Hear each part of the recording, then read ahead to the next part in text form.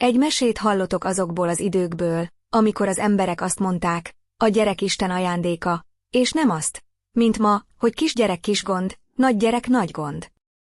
Egyszer volt, hol nem volt, az Üveghegyen innen, az Óperenciás tengeren túl, ahol a kurtafarkú kismalasztúr, egy kis faluban élt egyszer egy ember.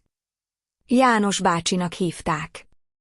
Volt neki egy felesége, Juliska néni. Velük éltek a gyerekeik is. Éltek, éldegéltek, a gyerekek lassan felcseperedtek.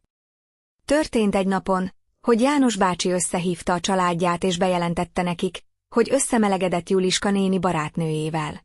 De olyannyira összemelegedett, hogy elhagyja családját, Juliska nénit, felnőttkorú gyerekeit, összeköltöznek. Így is történt. Juliska néni először nagyon elszomorodott, majd az első döbbenetből felocsúdva nagy haragra gerjedt. Indulatos haragjában végig sem gondolta, mit tesz, kicsit se számolva a következményekkel, szapulni kezdte gyerekeik előtt János bácsit. Kígyót békát, válogatott szidalmakat zúdítva annak fejére. Elmondta János bácsit minden rossznak. Régen történt dolgokat adott elő, amelyek meg lehet nem is úgy történtek meg, arra azonban igencsak alkalmasak voltak, hogy befeketítse János bácsit. 100 szónak is egy a vége, Juliska néni szájából dőlt a szidalom. János bácsi minden volt, csak rendes becsületes ember nem. Szegény szerencsétlen gyerekek mi más tehettek volna, hallgattak nagyokat. Amikor megelégelték nap mint nap hallgatni ezt a haragtengert, a gyűlölet cunamit, szóltak Juliska néninek. Gyere csak anyánk, üljünk már le együtt, és jól figyelj arra, amit mondani fogunk.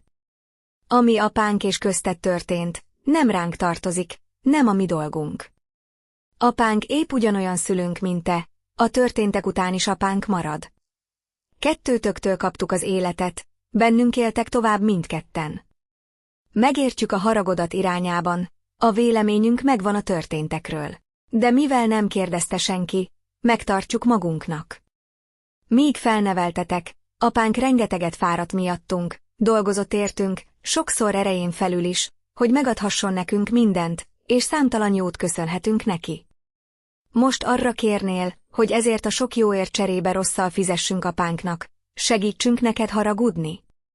Ezt a hitványságot nem követjük el vele. Nem hagyjuk, hogy elidegeníts apánktól. A háta mögött bántod a szavaiddal, hogy meg se tudja magát védeni. Hát nem, kedves anyánk! Mint gyerekeknek semmi jogunk apánkat elítélni, ezért nem törünk pálcát felette. Nem akarjuk visszakapni a gyerekeinktől, hogy majd annak idején, amikor felnőttekként megismerik a most történteket, ellenünk forduljanak, amiért így bántunk az apánkkal. A haragot, a viszályt, a gyűlölködést egyszer kell beengednünk a szívünkbe.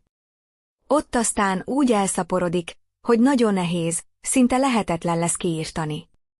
Amikor egy gyerek nap mint nap szünet nélkül az apját becsmérlő, gyalázó beszédet hall, egy idő után elhisz mindent, majd rögzül benne.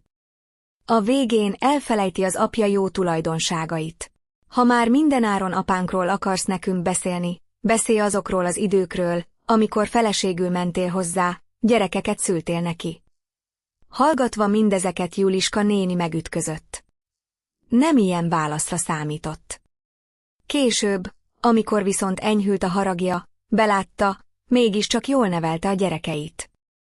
Jobb, felelősen, felnőttek módjára gondolkodó, nemes lelkű, szerető szívű gyerekeket nem kívánhatna magának. Nekünk hallgatóknak marad a tanulság, az élet a legnagyobb fantáziával bíró mesemondón túltesz.